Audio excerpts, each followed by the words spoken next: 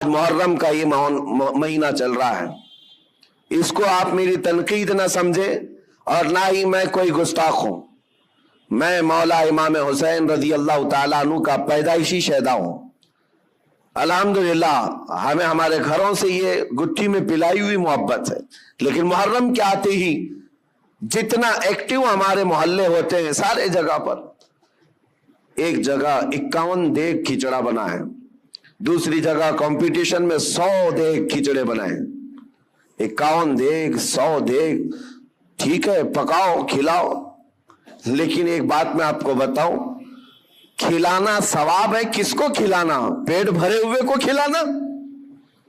यहां तो हाल ये है जो खुद घर में खा खा कर मोटे हो चुके वही खिचड़ा खाने भी आ गए। कोई ऐसा बंदा तो हमें नजर नहीं आया जिसके घर में एक रोटी भी नहीं मिलती और वो आकर के खा गया हो तो उसके लिए सवाब ही सवाब है। गुरबा और मसाकीन को खिलाना बहुत बड़ा सवाब है। सरकार गौसे पाक ने तो फरमाया, मैंने सारी नेकियां उलट पलट कर देख लिया, सिर्फ 2 नेकियां ऐसी नजर आई जो रहमान को सबसे ज्यादा महबूब हैं। उन्होंने अपने मलफूजात में लिख दिया है, फरमाते मैंने सारी नेकियां छान कर देख ली, 2 नेकियां जो सबसे ज्यादा अल्लाह को पसंद है, एक भूखों को खिलाना, दूसरा नंगों को कपड़ा पहनाना। लेकिन ये शर्त बताई कि भूखों को खिलाने का मतलब यह है कि जो गुर्बत और अफलास की वजह से खा नहीं पाता। मेरे इस कहने का मतलब यह नहीं है कि अमीर लोग खिचड़ा नहीं खा सकते, तबर्रुक नहीं खा सकते हैं।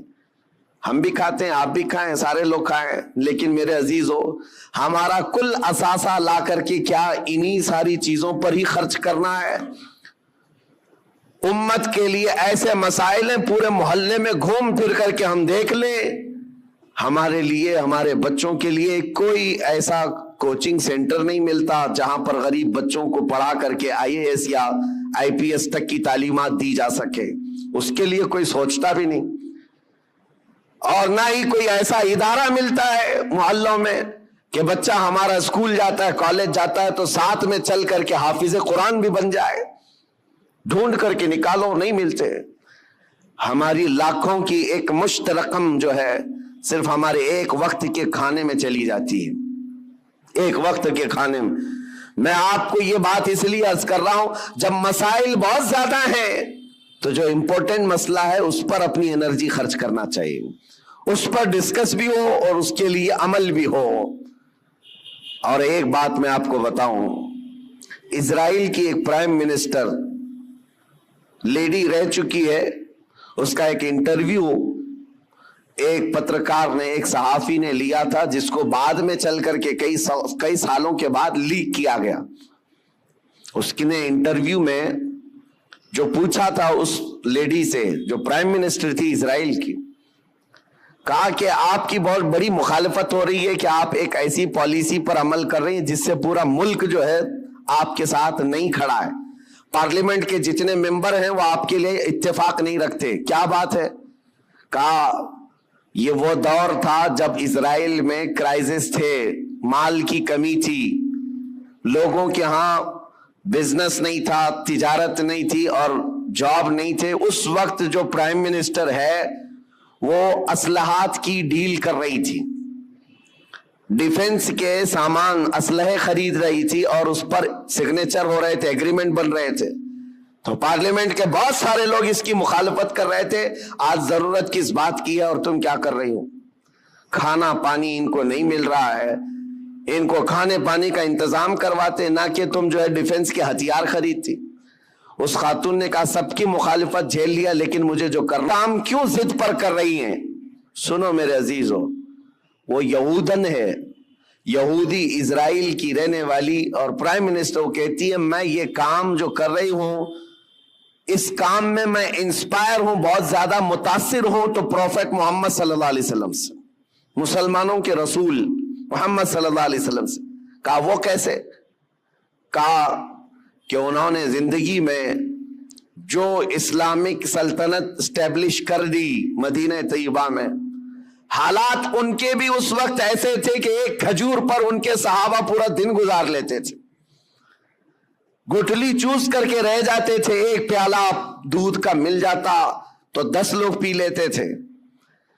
اور وہ کہتی ہے میں نے ان کی تاریخ پڑھی, ہسٹری پڑھی ہے, جس دن پروفٹ محمد صلی اللہ علیہ وسلم کا انتقال ہوا اس دن ان کی بیوی کے گھر حضرت عائشہ صدیقہ کے گھر میں چراغ جلانے کے لیے تیل بھی نہیں تھا.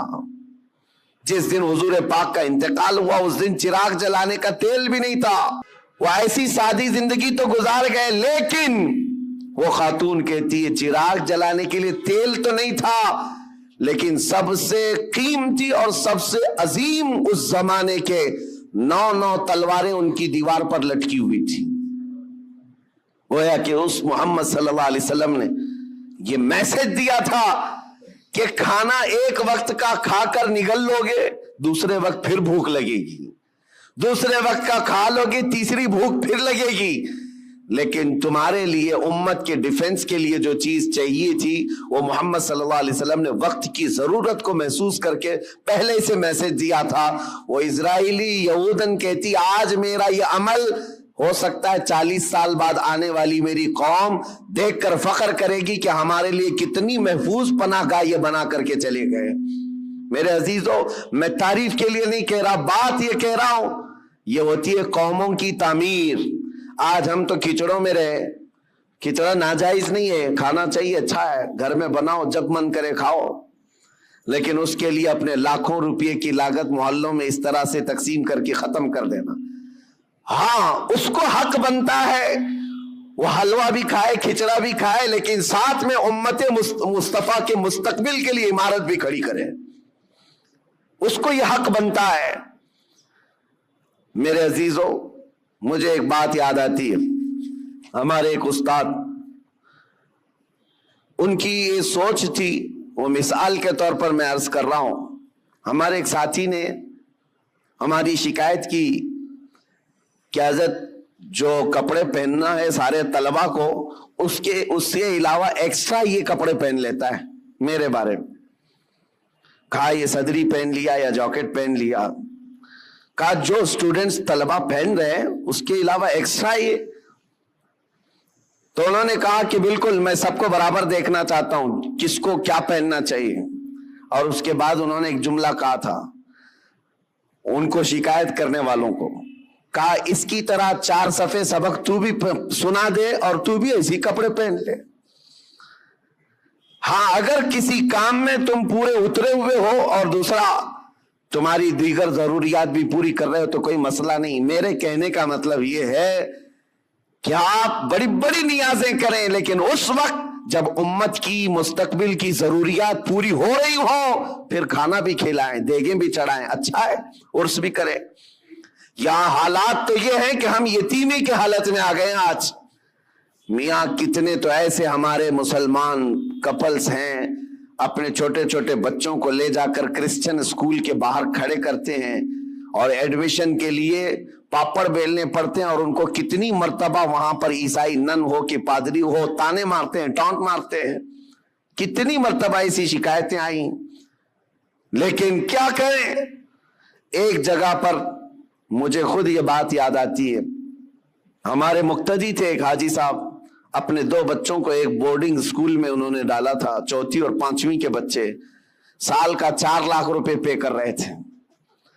اور ایک بار وہ مجھے ساتھ میں لے کر گئے دکھانے کے لیے کہ آئیں دکھاتا ہوں کتنا بہترین ہے, 45 ایکڑ میں بنا ہوا یہ بورڈنگ اسکول ہے, سب کچھ ہے. میں گیا تھا, ان کے مینیجر سے میں نے پوچھا کہ شیڈول کیا ہے آپ کا, بچوں کو کیسے آپ ٹریٹ کرتے ہیں. انہوں نے صبح 5 بجے سے لے کر رات کے 9 بجے تک کا پورا گھنٹے کا شیڈول بتایا. اس میں پوجا بھی ہے, یوگا بھی ہے, جاگنگ بھی ہے, سب ہے. میں نے پوچھا سارے بچے کرتے ہیں؟ کہا سب کرتے ہیں, چاہے ہندو مسلم ہو, سب کو کرنا ہے یہ. اور جن کے بچوں کے لیے ہم گئے ہوئے تھے وہ سال بھر سے پڑھ رہے تھے. میں نے ان حاجی صاحب سے کہا وہ بڑے پرہیزگار ہیں, ایک نماز بھی قضا نہیں کرتے. ہم نے کہا ان کو آپ اپنے بچوں کو اتنی مہنگی پوجا کروا رہے ہیں, اتنی دور لے جا کر کے. تو خیر ان کو یہ بات لگی, لیکن انہوں نے جواب میں کہا ٹھیک ہے حضرت میں وہاں سے نکال لوں گا, ہمارا ہے کہاں جہاں میں اپنے بچوں